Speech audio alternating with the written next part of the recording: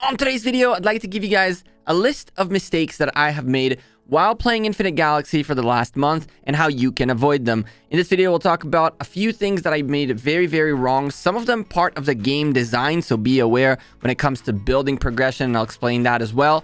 And finally, what we're gonna do is open a nice little 95 crew members, see if we can get lucky, get another legendary out. So sit back, slap a like on the video, and let's go.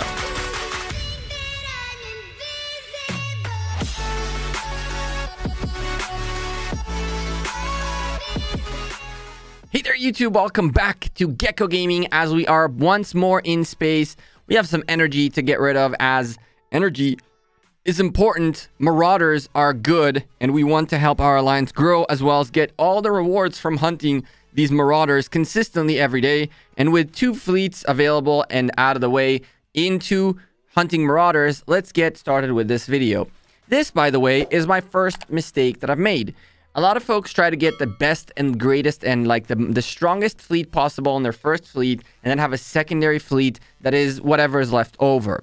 Well, I learned kind of the hard way that it's much better for you to split your powers among the different fleets. That way you can do simultaneous things. In this scenario, we have a fleet that is, I believe, 500,000 power, and the other one is 400 and something, 500,000 power and 400,000 power, or 500,000 power and 700,000 power. I could have easily made it into a 1 million and a 400, or a 1 million and a 200, or something of that sort.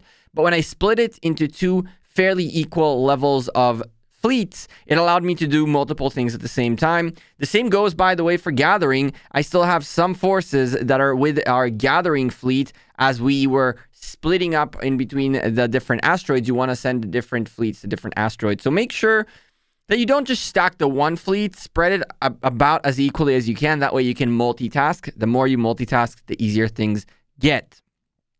The second mistake that I made was actually part of the game development, the game's progression, and this is a big warning for you all, and that has to do with developing my buildings. Usually the recommendation is keep pushing towards the higher level of a command center, but curiously enough, only on level 18 going to level 19, outfitting factory was a building that you were supposed to level up. So if you didn't level up your outfitting factory all the way from the last time you were supposed to do it for a level to now, you wouldn't even be on outfitting level 15. You'd be like a 10 or something like that. Be aware that the outfitting factory is left behind in the progression of the command center. And so when you reach a point where you have the command center building, but it's going to take a little bit of time, and you might want to set up a secondary queue like I did, make sure you're working on your outfitting factory, even though it's not a required building, because believe it or not, without it, you're not going to be able to upgrade gear for your warship. And I found myself with a level 12 outfitting factory and a level 18 command center not being able to even upgrade gear for my flagship to levels 4 or 5. So I had to fix that up. And the same goes, by the way, for flagship dock and military dock. These ones are a little bit abandoned. The military dock is particularly important. It gets abandoned in the progression of the command center. You can see command center 18, and I'm building military dock to 16 without even being asked for it. The reason for that, again, the higher your military dock is, the quicker the more spaceport shield. Sorry, not this one. The more the military dock, the more of it you have, the better, the faster you build warships, as well as at a certain level you unlock more building capabilities. So you can see right here at level 7, at level 13, you get another building queue. At 19, you have a 25. That's the final queue that you can get. So you want to keep leveling these up, even though I believe that after level like 10, it doesn't really require of you to do so anymore. So while you should keep with your command center construction, remember the low buildings as well. You really want to get the military dock out of the way. You really want to get your outfitting factory out of the way as quick as possible. The next mistake that I've noticed that I made was when it comes to training, to building ships. Building ships essentially is your go-to, the way you get power, the way you get to play the game is through ships and through your armies. And the thing about it is there's a total of 10 tiers in this game. And so your progression depends really on how quickly you do your researches. One of the mistakes that I made that I'll explain it, the next one, is that I focused a bit too much on military. But if you focus too much on military, you'll end up unlocking a bunch of these tiers, and the majority of them have certain limitations. And the number one limitation that you'll see when it comes to building these ships is once you hit level 6, tier 6s. At tier 6s, you start to require to spend nickel in order to make these ships. Now, every single one of these ships has a stats up above of its strength, capability, so forth and so on. If you take a quick peek at the comparison between tier 5s and tier 6, you'll realize that the difference in terms of their stats is not as substantial, but the difference between tier 5s and tier 7s, and even tier 6s and tier 7s, is very big. There's a pretty big jump in here. So what I would recommend is once you hit tier 5s, keep training tier 5s. Even if you unlock your tier 6s, ignore them. Their cost versus benefit is not as substantial. Keep pushing towards those tier 7s and then start spending your resources on training tier 7s. Spending nickel on tier 6s is okay, but if you're trying to max min your capabilities and save nickel, because nickel isn't easy to get, then you absolutely want to consider not training tier 6s, and just once you hit tier 7s, that's when you start pushing power. And we've made the mistake of training some tier 6s ourselves, not knowing this was a thing. We also didn't know that this was a thing to the point where we pushed military researches quite drastically. I'm at a matter of fact, pretty much almost at the tier 7s now, with only limitation being my research center needs to get leveled up. And so as I level up our command center to 19, I will level up our research center to 19 as well. And I believe that's the level in which you can unlock tier 7s. Hopefully I don't need to go up even further, because in here it's level 19, and therefore we know that that's our cost to get to tier 7s. But again, don't forget the other trees of researches in here. I found myself having very, very expensive military researches, or researches I can't even do anymore in military, but very weak on my development, on my resources, and on my command. So I've worked back on getting these leveled up further. But in development, you have things like energy recovery, which is very, very good. You have your cloud computing, which you really want to get done early, expand dock, and things like that. So you really want to make sure you have all of these development research is done as well. We're doing that next. I'm gonna get a little bit of a push going on for development and resources. So that's one mistake that I would like you guys to attempt to avoid. Another mistake you might want to avoid is when it comes to creating your equipment. Don't go too crazy. Don't go towards the epics and the even gold ones in the early stage. A blueprint can be achieved in various ways, but realistically speaking, you're going to reach a point in which you have a ton of these blues that you don't know what to do with. I would say that if you're looking to get beyond greens, then go for blues, but don't go for purples or legendaries in the beginning. And a cool thing you can do is the reason why I recommend the blues and not the purples, is because when it comes to upgrading your equipment, your gear, first and foremost, you're going to get a lot of materials from Marauders. And secondly, as you can see, you need upgrading tickets, but upgrading tickets can be achieved without having to do much but exchange existing blueprints. So if you see next to the tickets in the purple side, in the kinetic cannon department up on the top, it says 7 out of 6, and we have all the tickets we need. But in the blue cannon below it, it says 0 out of 10, and there's a plus right next to it. So if you click on the plus, it will allow you to exchange regular blueprints for gear modified blueprints. And so you're going to get so many of these blue blueprints as you go by that you'll have a lot of capabilities to upgrade your blue equipment and gear much quicker than you'll have your purples and legendaries. And of course, your green ones, they're the ones that you should probably keep as maxed out as much as you can. They are cheaper to keep maxed out, and you want a high level green weapon over a low level purple weapon. As an example, here you have a kinetic weapon that's level 6, giving you 3.7 kinetic weapon percent compared to a kinetic energy cannon at level 3 with 5.5%. But the amount of stuff that we need to get in here is quite crucial. At level 5s, the blue ones definitely do a little bit more damage. So you want to go with the greens as high as you can, and then go for blues and so forth and so on. Don't jump to purples. You don't need to. Finally, when it comes to the way you do your campaign, every single day, try to progress in your campaign. Every single day that you get something, anything changes in your flagships, your hunting marauders, anything you change that changes in your flagships, go ahead and try to get yourself a higher level of a campaign. My campaign is not that high either. I still have a lot to do in campaign, but I try I push a little bit every single day to get challenges and daily things done. Your rewards start getting really, really good at 5, 6 at where we stand. And at this point, you start being able to buy blueprint fragments, which then allow you to upgrade your flagships. And then you can get even further in the campaign. So you really don't want to mess that up. But remember, don't forget to use these. Hoarding these points in order to later on be able to get a ton of blueprints at once will not do you any good. If there's a set of blueprints that you need, like we needed this one right here on the Apollo, go ahead and grab it. You have a free refresh, which you can see we use. Now it'll cost us 100 corium to refresh. Use it. Get items out of here. Hoarding those points is not useful. You will be getting points from your campaign every single day for the rest of the time you play this game. So don't make the mistake of just hoarding. Use your coins.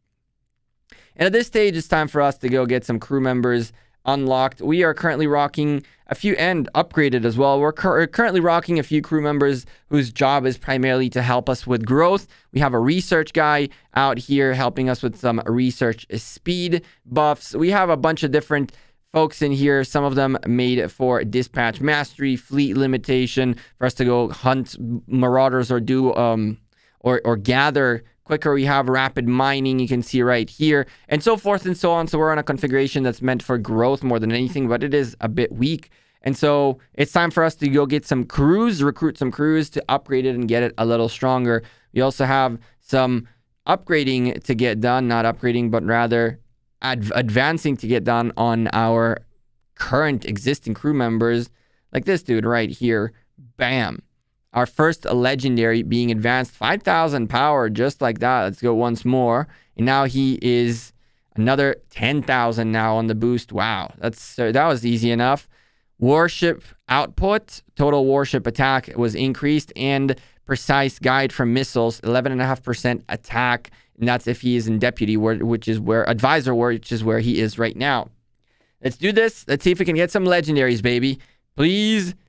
Last time we only got one. Can we get a little bit better than that? Starting off our recruitment with a green guy.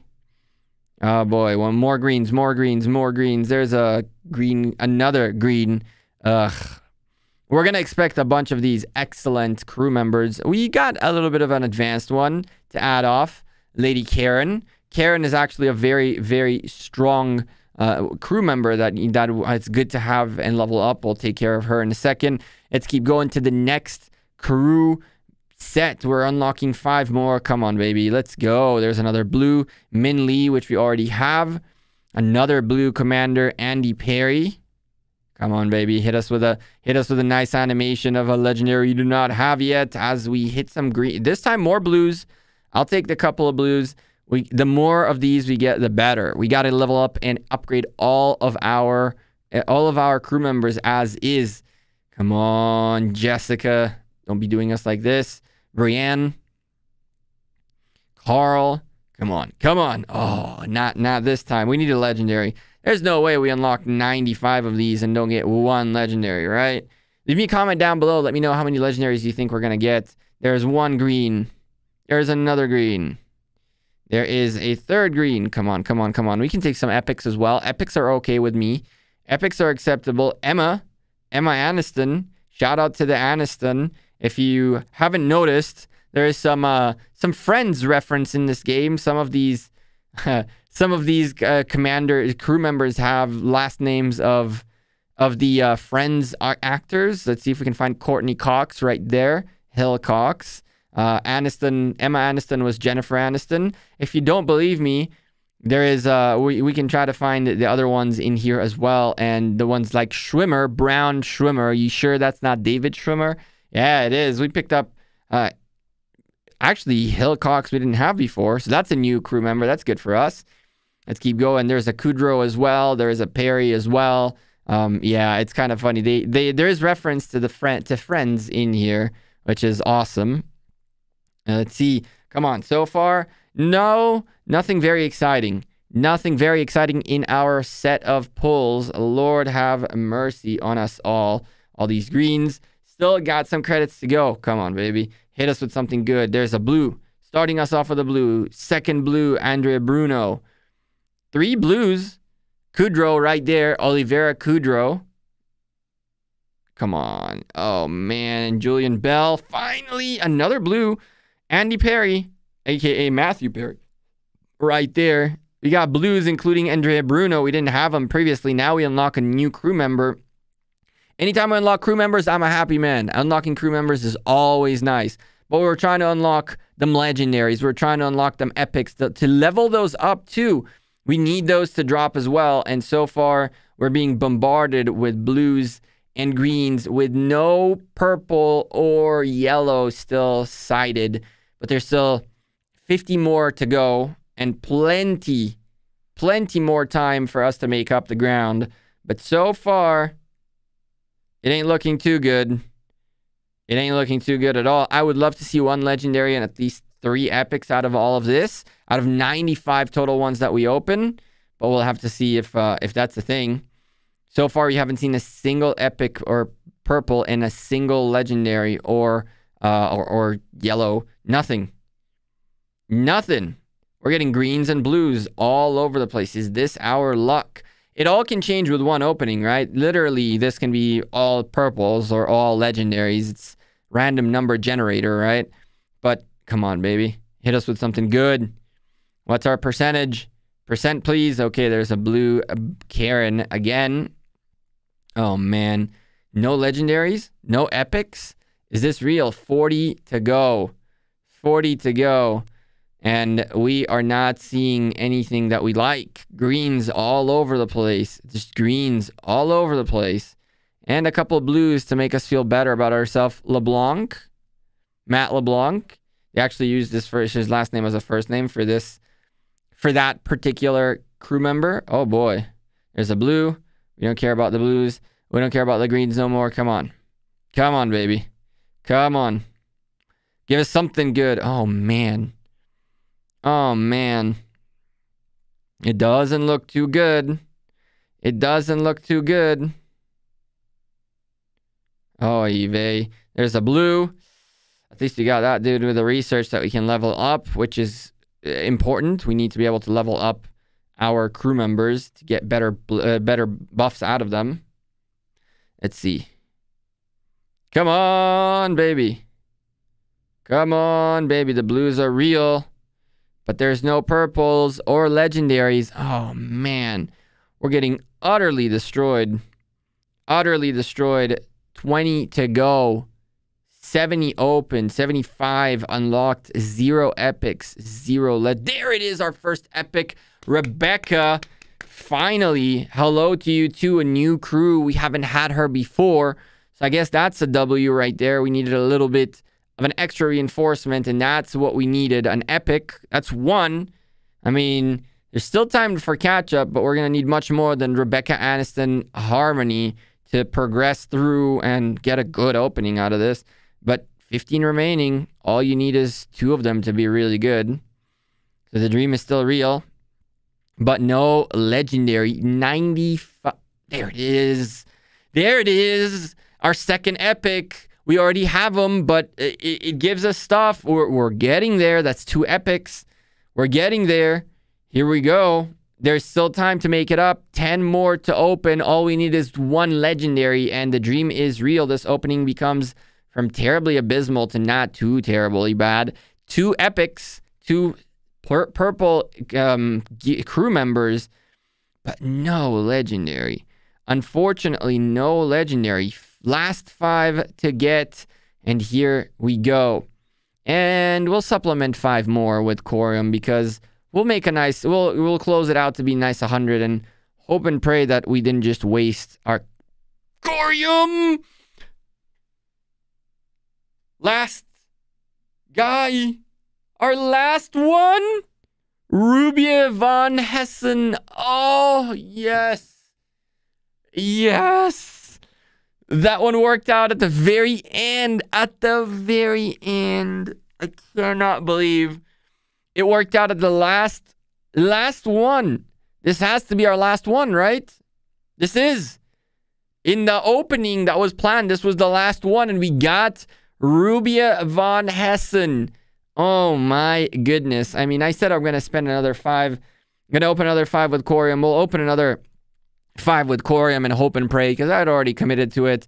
But that legendary made this opening less bad. I mean, it made it decent. 1 legendary, 2 epics out of 95 crew members. Make it 100 now. And none of that. The last crew member magic. Which one of you saw that? Drop a like down below. And yeah, now we got to go upgrade all of these bad boys, fix them up and do all that. But we'll do that off the video for now. I'm Gekko. I'm out of here. Appreciate every single of you who dropped a like on this video. Subscribe down below. And I'll see you guys on the Galactic Gekko channel. Link down below. Videos starting to come out every other day on that channel from tomorrow on. So make sure you're there. Take care and have a great rest of your weekend. Peace.